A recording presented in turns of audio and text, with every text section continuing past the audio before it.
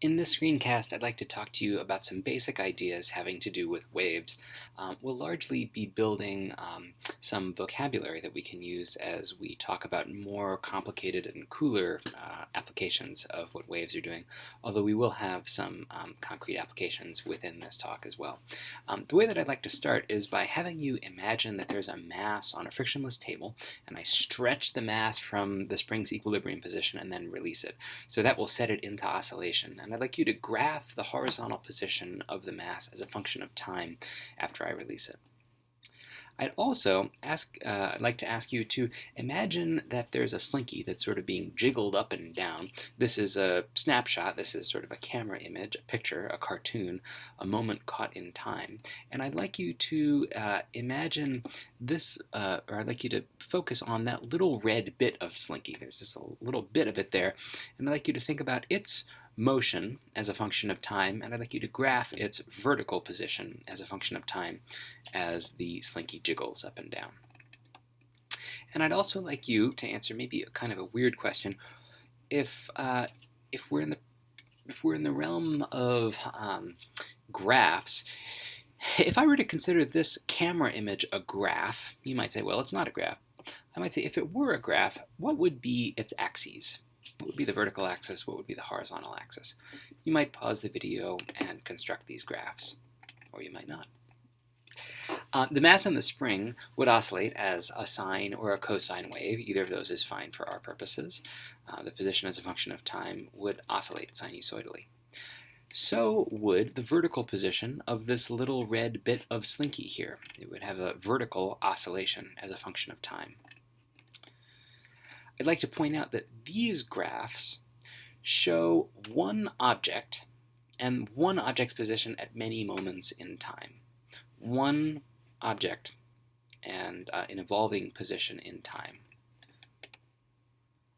Note that this camera image is really a graph of vertical position of the slinky as a function of horizontal position of the slinky, is something that shows many objects, many little bits of slinky, and their locations at one instant in time. A camera snaps a moment in time, so you consider one instant.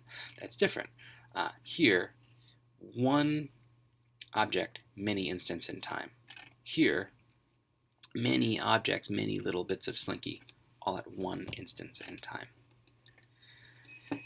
I'd like to point out that what's going on with the mass on the spring, although it's an oscillation, is not an example of what we will call a wave. And the thing that's on the slinky is what we will call a wave. So what is a wave? Well, to define it broadly, and then you will probably end up getting comfortable with the concept as the result of seeing multiple examples. So you'll develop an inductive sense of what a wave is rather than just a deductive sense. But here's your deduction for you. Here's the definition of a wave. A wave occurs when some physical phenomenon repeats as functions of both time and space. It's also true if you're trying to think of, oh yeah, is this thing a wave? A wave will always involve some transfer of energy and momentum across space without the bulk transfer of matter across space. So for example, when I jiggle the slinky, the jiggle travels down the slinky, although little bits of metal are not being transported from one side of the slinky to the other. The jiggle, the energy and momentum of the jiggle, is unemployment as a function of time is not something we would call a wave in physics class, even if you would call it that in math class or maybe economics class. The reason is that there's nothing spatial going on. It's nothing that we couldn't identify the wavelength of employment, even if you could identify the period, and only some abstracted notion of energy or momentum would be able to be applied in this situation. Cool. So maybe you can think of some waves. Maybe you can think of some things that aren't waves. Ocean waves, that's an example of a wave. Electromagnetic waves are waves. Well, if ocean waves are sort of oscillations in the height of water, what are electromagnetic waves? Well, really, in physics C, we learn that a changing electric field creates a changing magnetic field. And also that a changing magnetic field creates a changing electric field. And so you can have an electric field that changes, which changes a magnetic field, which changes an electric field, which changes a magnetic field, which changes an electric field, and on and on. And so there's this propagating, oscillating um, set of fields that reinforce each other and propagate in one direction, and that is what an electromagnetic wave is. Light is an example of an electromagnetic wave. When an electromagnetic wave has a certain frequency or wavelength, it is visible to us as light. A lot of electromagnetic waves are not visible to us as light. Radio waves are an example of a wave that is much more red, much lower frequency than red light.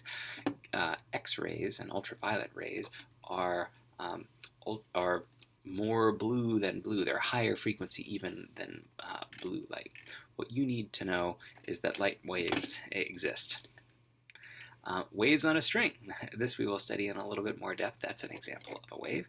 Earthquakes involve several different types of waves propagating through the earth. So I'd like to distinguish waves into mechanical waves, where there's some disturbance that's traveling through stuff, physical matter, traveling through a medium, versus non-mechanical waves, where something does repeat in time or space, but there's no clear medium, there's no matter that it's propagating through, and it's not necessarily a disturbance per se. What's the medium of sound? It's air. Sound can't travel through vacuum. We'll study sound more in a couple of days from now, but for right now, sound is the wave-like vibration of air molecules knocking into each other, just like a wave on a slinky propagates across the room, so too air can propagate, vibrations in air can propagate across the room. Earthquake travels through what medium? Earth. That's right. What medium does light travel through? No, trick question. Light does not need a medium to travel. This oscillating electric and magnetic field do not need some stuff to be inside, like a sound wave needs to be within air. Light can travel through a vacuum. It can also travel through matter. You can have light traveling through air or water or other things, but light does not need a medium. It can travel through a vacuum, so it is not a mechanical wave. Ditto with gravitational waves, which are rippling out oscillations in the local curvature of space-time due to the presence of gravitating bodies. We maybe could talk more about that. I'd like to tell you what I mean when I use the word vibration. I actually mean two different things. A vibration on an object is a repeating force that tends to create a wave in an object. It's also the wave itself. So, for example, in the PhET wave on a string simulation, there's this object here, this sort of vertical oscillator. It vibrates the string at the end of the string. This thing is creating a vibration in the string. So the string is vibrating. Vibrating is the word for the force that this object is applying, and it's also the word for the wave that it's creating. Just so you know how I'm going to use that word. I'd like to distinguish between single wave pulses and continuous or periodic waves. You can have a single wave pulse that travels down a string, where there's just one disturbance, and that disturbance propagates, or you can have many disturbances one after another. That's a continuous or periodic wave. You can think of periodic or continuous waves as being made of many wave pulses one after another. I'd like to distinguish between waves that clearly travel and waves that don't, standing waves. Some waves, like certain water waves, clearly travel. You can stand on the beach and say, oh yeah, the waves are traveling towards the beach. That's for real. If you were to follow this video, you could see an example of a wave and you'd clearly be able to say what direction the wave is traveling. But sometimes there are waves that you can't really say what direction they're traveling. Because while there's an oscillation, it's not clear that the oscillation is propagating one direction or another. We will talk more in detail about what's up with standing waves in a few days, but I just want to introduce you to the idea that some waves clearly travel and some don't. You could follow that link if you want. I'd like to distinguish between transverse waves and longitudinal waves. I can show you this in physics class, and I think I already have for at least one class. Imagine if I hold this slinky and I move my hand up and down like that, it creates these sort of up and down ripples in the slinky. And let's zoom in on just one little red bit of slinky and ask, how is this little bit of slinky, how is this little bit of the medium oscillating? Well, this red bit is oscillating straight up and down. It's not traveling to the left or right. If you zoom in on just that one bit of metal, it travels vertically, up and down. When you pluck a string, this is the case. Light waves are also transverse waves, as the pictures that I showed you of the electric and magnetic fields suggests, although again, you're not responsible for electric and magnetic fields. In a transverse wave, the oscillation of particles in the medium is perpendicular to the direction that the wave propagates. So if the wave is going that way, and you can see that up and down, the way that a little bit of medium oscillates is perpendicular to that. This is to be contrasted with longitudinal or compression waves. You can imagine that if I hold a slinky and it's fixed at the other end and I move my string inward, and I move my hand inward and outward like that, it will create regions where the slinky is more compressed or less compressed. Let me actually do this. And you could imagine that that disturbance will travel down the length of the wave. Down the length of the slinky. And if you zoom in on just one little bit of slinky, you can imagine that there's no vertical motion. It moves, it oscillates left and right in the same dimension as the wave is propagating. This is an example of a longitudinal or a compression wave. I can represent a compression wave like this at a particular instant. The compression along the medium varies as a function of position. There are some regions where there's high compression, high compression, high compression, and there are some regions where there's low compression and regions where there's high compression. Earthquakes in the ground have a compression element. Sound in air is a longitudinal wave. You might watch this video and go to second 45 and second 2 minutes and 30 seconds so that you can see what it looks like in time in a video image of what a transverse and what a longitudinal wave looks like and how individual particles within the medium move.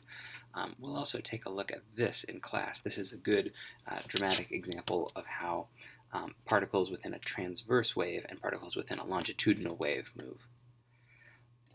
One thing you'll note at this website is that water waves have a transverse and a longitudinal component. Okay. If you're ever wondering, oh, is this thing a compression wave or a longitudinal wave? You can focus on the vibration that creates the wave. It's an up and down vibration that creates an up and down wave. If the vibration is perpendicular to the direction of the wave's propagation, then the vibration is creating a transverse wave. If the vibration that creates a wave is in the same direction as the wave that propagates, then it's creating a longitudinal wave.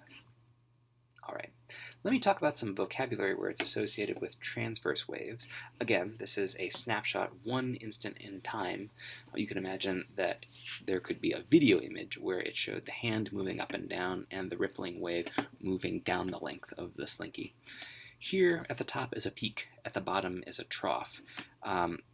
The line that describes the sort of the middle, the undisturbed part of the slinky is called the midline.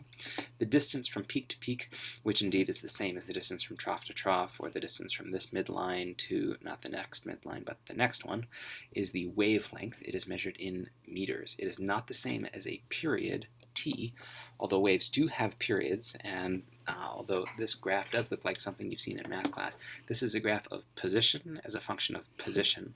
So that horizontal distance is not an amount of time, it's an amount of distance, meters. Amplitude is the distance from the midline to the peak, which is the same as the distance from the midline to the trough. The period of a wave is the time for a given point to experience a full cycle of the wave. So if this repeated and repeated, then this location right here where I've got my mouse would be oscillating up and down. and the time that it takes any bit of the slinky to make a complete up and down oscillation is the period of the wave, the time per given point to experience a full cycle.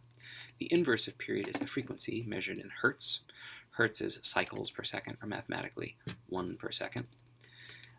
You might follow this link and ask yourself, what are the period and frequency of this wave? You can figure it out by paying attention to just one location on the medium and asking how long it takes to make a complete cycle. And it turns out, I estimate that it's about a 2-second period, maybe between 2 and 3. I estimate that the frequency is about half a hertz. Alrighty. Let's talk about some words associated with a longitudinal wave.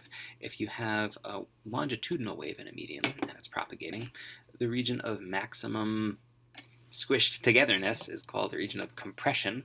The region of maximum stretched apartness is called the region of rarefaction. Yes, say it with me, rarefaction. This area is rarefied. The period and the frequency, or I guess I should say, the distance in meters between regions of maximum compression, which is the same as the distance in meters between regions of maximum rarefaction, is called the wavelength of a longitudinal wave.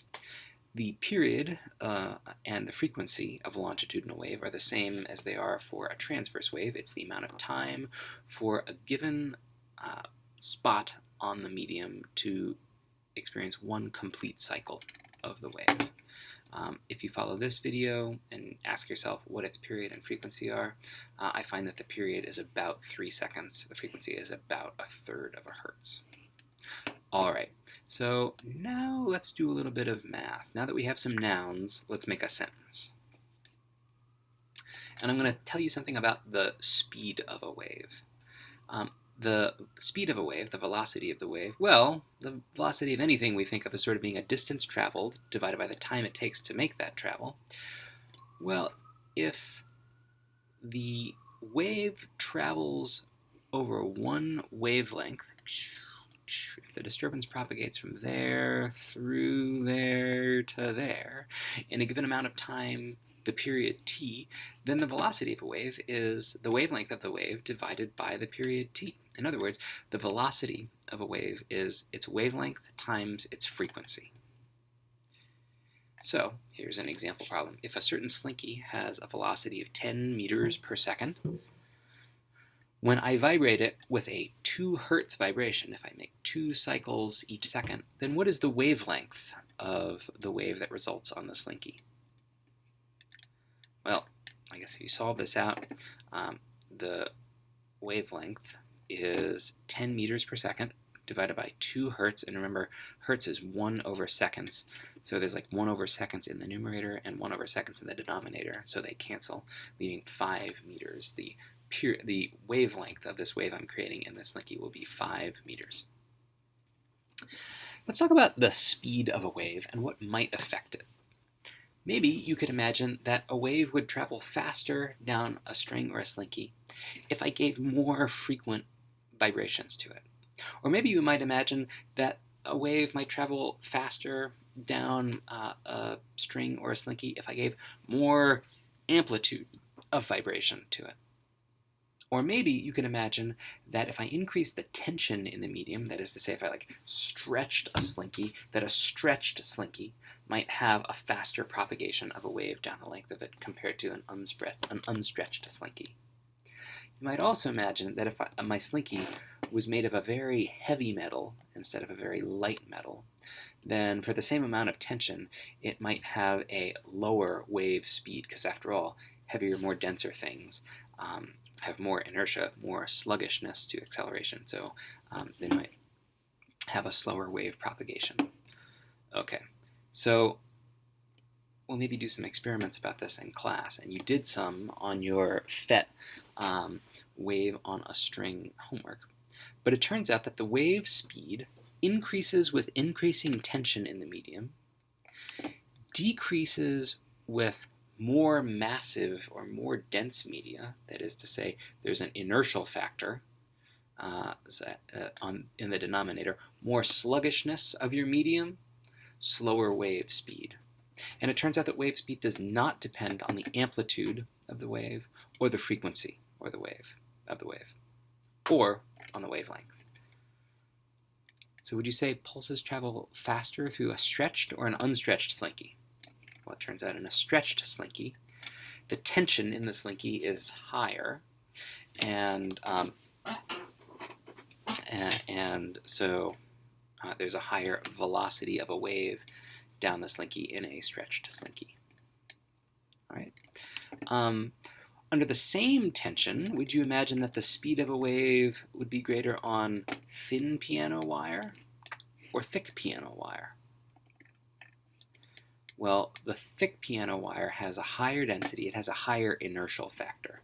Inertia is like matter's sluggishness, its tendency to resist acceleration. So there's a lower velocity of a wave down the thick piano wire, assuming the same tension on the thin and the thick piano wire. Okay, here's a more complicated one. Do you think the speed of sound would be higher at high altitude or at low altitude? You know that at high altitude, air molecules are more spread out, and at low altitude, they're more dense.